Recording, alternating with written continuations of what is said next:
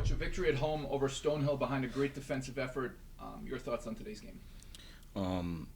No, it was a good win for sure. I don't like the layovers. We had a week without a game. I know they played, but I do think we had the right intent to start the game and finish the game. A good 40 minutes of defense. I think we had a couple lapses, especially in the second half, which I want to be better with. But I think that's a tough team to play against. Stonehill, I know, everything's always about records, I think, for most people. But, no game, especially in our league, a conference play period is a light one. So to win that game against a team like them that's deep, relatively deeper than us, I'll take it. And you said you don't like the layoff, but I'm sure that having the 9 to 10 days off helps. Obviously, with your shortened rotation, you didn't have any new guys join from the St. Francis game to now. But how much did that layoff help your team in terms of just keeping your energy and maybe eventually getting bodies for the stretch run? Yeah, I think what it did is allow us to get a little bit more healthier, the guys that we have. It's still tough not having game reps, game rhythm.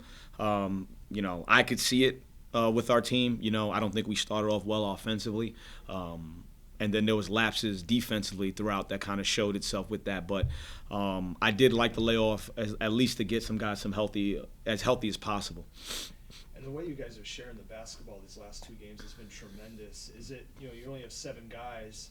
They're really playing with great chemistry on the offensive end. Even if they're missing shots like they did early in the first half, as you alluded to, you have to be really encouraged by the high assist to field goals made ratio. Yeah, that's our brand of basketball.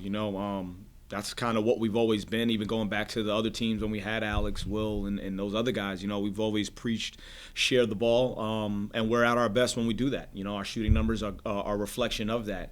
I know we had 15 assists in this game. I thought we could have had more, especially early off to start the game. I thought we did not share the ball the way we needed to, which is why our offensive numbers weren't where they should be. But when we play to our potential, this is what it should look like, because we have a number of guys that are threats, I feel like, at least. So hopefully we can learn from those lapses we've had and get better. And on the other end, defensively, you guys have been tremendous against St. Francis and now against Stonehill. Mm-hmm. Early on, you were playing a lot of zone for obvious reasons, short in rotation, but you really relied on your man-to-man defense these last 2 games, and your team's really stepped up. Why? I probably haven't been so nice to them in practice. I've emphasized a lot of things.